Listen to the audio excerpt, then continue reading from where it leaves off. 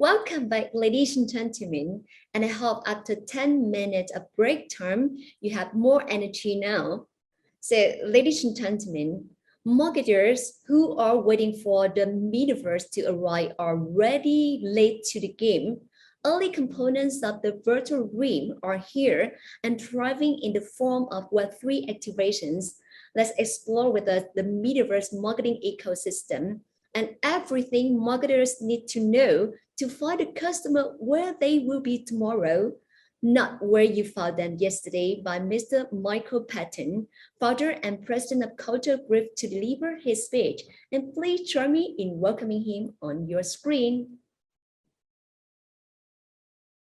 Hi, everybody. My name is Michael Patton. I'm the founder and president of Culture Group. We are a pop culture marketing agency based here in Singapore, where I'm calling you from. Couldn't be more excited to join the 10th edition of Impact Vietnam Virtual. And virtual is what we're talking about today.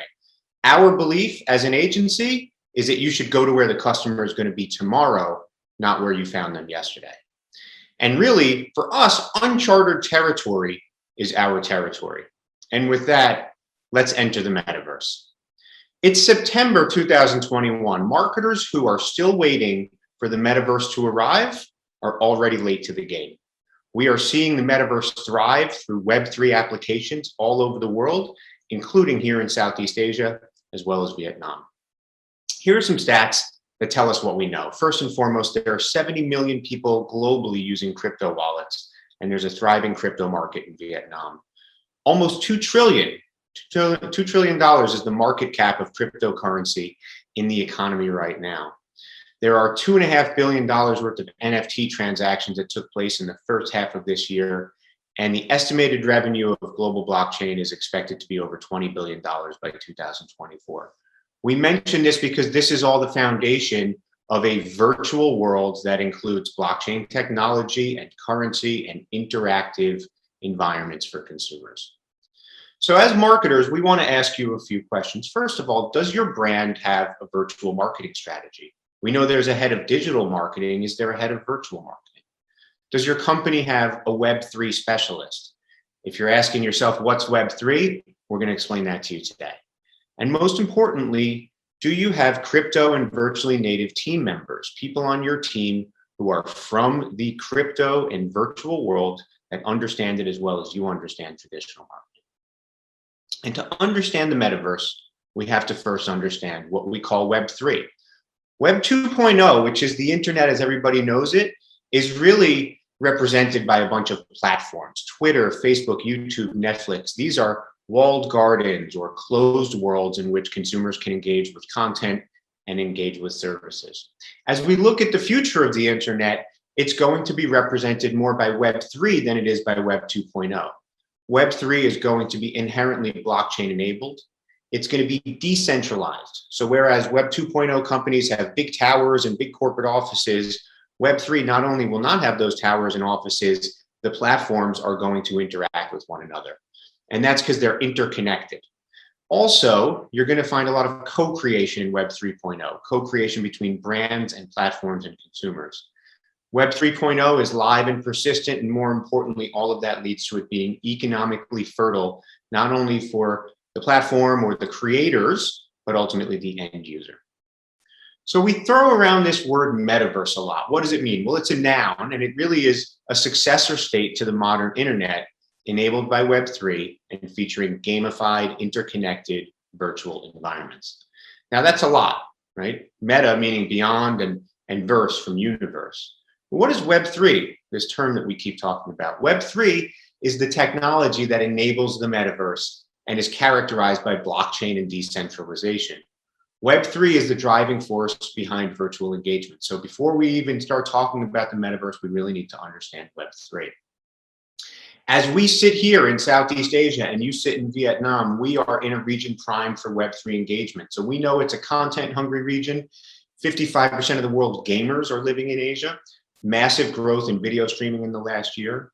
There's been a 3x growth in mobile wallets, and that is projected to continue to rise for the next couple of years. And we have some of the most content-hungry consumers around the world, and that's because they're youthful. By 2025, Gen Z will be 25% of Southeast Asia's population. From a commerce perspective, there's an amazing amount of commerce. 6 out of 10 e-commerce transactions is coming from Asia, and over a quarter people discover new brands on social media specifically. So we know that we have the consumer base. They're young, they have the devices, they're engaging online. The question then is, as a brand, how do I engage within the virtual ecosystem or the metaverse, or how do I leverage Web3 in my marketing approach? We're going to break down what we call the metaverse marketing ecosystem, but before we do that, we've really got to explain the shift that has to take place.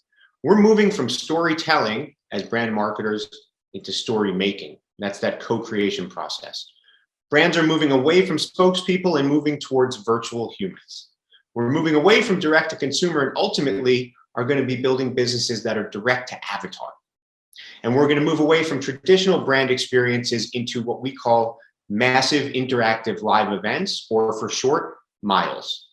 And finally, if you're in the apparel space, we're moving from fast fashion into virtual fashion, and from loyalty programs into blockchain-backed benefits through NFTs, a word that you're going to hear a lot today.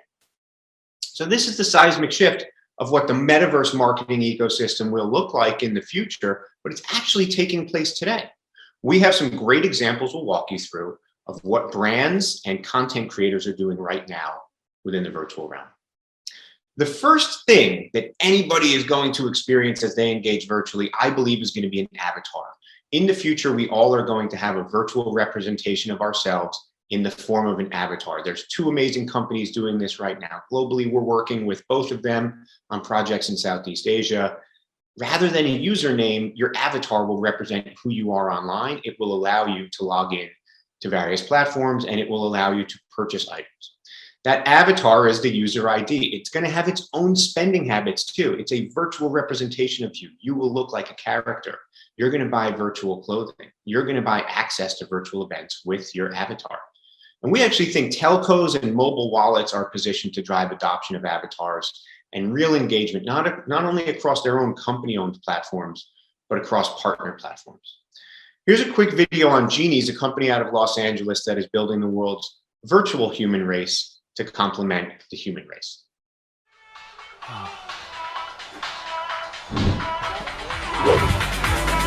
Whoa! New Gucci just dropped.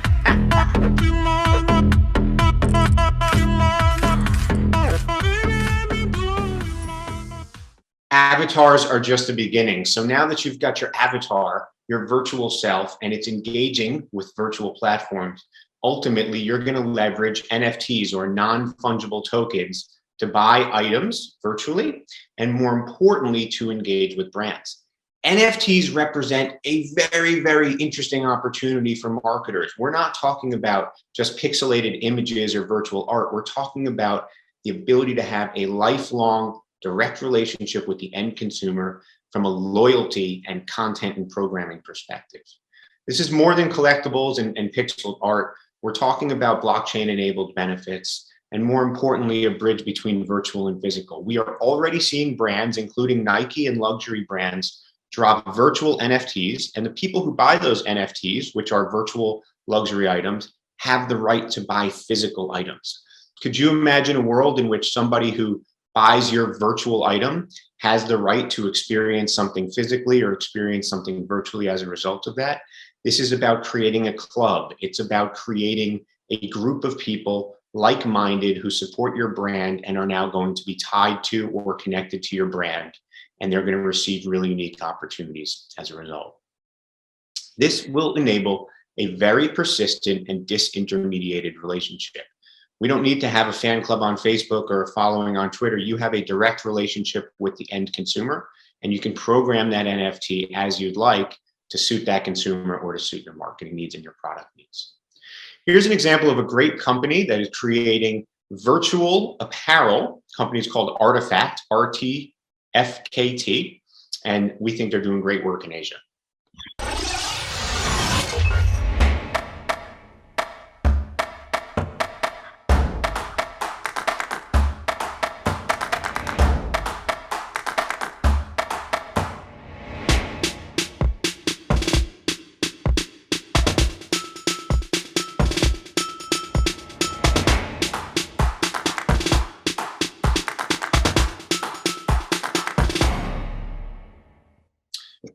That's Artifact, and those are NFTs. Now that you have an avatar and you've got virtual clothing or you've got an NFT from a brand, you can attend a virtual event. And when we talk about virtual programming, we're talking about things that are already successful. So we have Fortnite and Roblox and other platforms where concerts and musical performances have taken place. These are primarily walled gardens, and these are virtual concerts. This event-driven programming crosses borders. It's global programming. There were over 10 million people that watched the Ariana Grande concert in Fortnite. We know that for Gen Z and Gen Y consumers, they don't distinguish between virtual and physical. As marketers between the ages of 25 and 50, you may distinguish, but the end consumer does not. This gives you the ability to create unlimited experiences. They can be live. They can have an unlimited number of attendees. You don't need an event permit. You don't need the artist to show up in person. And ultimately, now you can start to integrate your avatar approach. You can start to integrate NFTs, and you're starting to see how the metaverse marketing ecosystem creates integrated marketing opportunities for you to engage with the end consumer. Here's a quick look at Ariana's most recent virtual concert.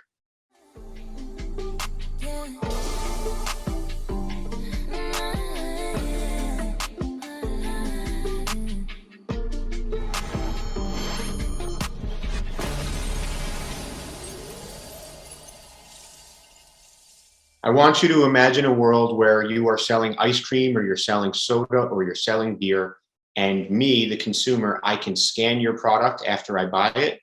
I'm now going to have the right to get an avatar from you. That avatar can acquire an NFT from the brand, and as a result of that, I'll now have the opportunity to attend a virtual concert on your behalf and as courtesy of the brand.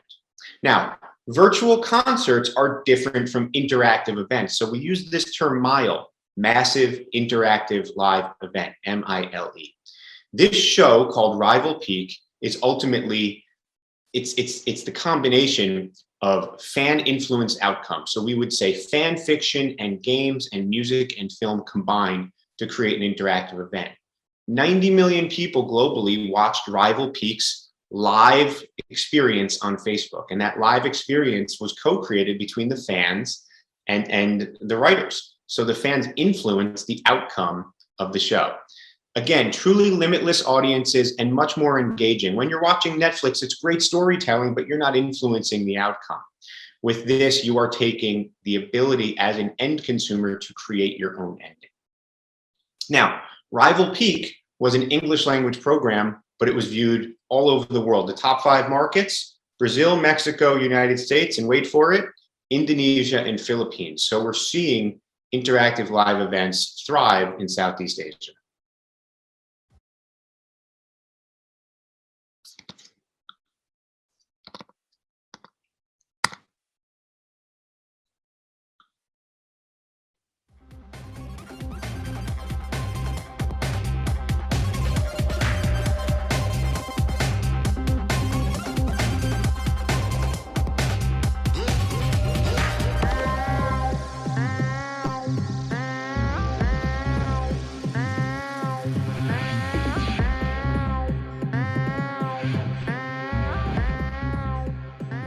If you're a marketer, I think the question is, do you want to advertise around programming, or do you want to have your brand integrated into the programming? So how do we win in Web3? Well, the first thing as marketers, we have to break. We have to break from the emerging Web2 concepts of digital to fully embrace virtual. If you do not have a virtual marketing specialist in your company, there are 2 things you should do. Number 1, you should give us a call because we could help. Number 2, you should hire somebody, because this is where the consumer is going today and tomorrow. And you can't access that consumer if your team was built for yesterday. Second thing you need to do is build. You have to build a presence. This is not about buying media or buying sponsorship. This is about being creative in virtual environments, collaborating with technologists. You have a creative director at your agency. Who's the technologist at your agency? And this is ultimately how brands will determine where the attention is paid, and more importantly, where the commerce occurs. And finally, the world in which the consumer engages is starting to look a lot different than it did yesterday or last month or last year. This is not about media. Harnessing emerging technology will expand your role in the consumer lifestyle.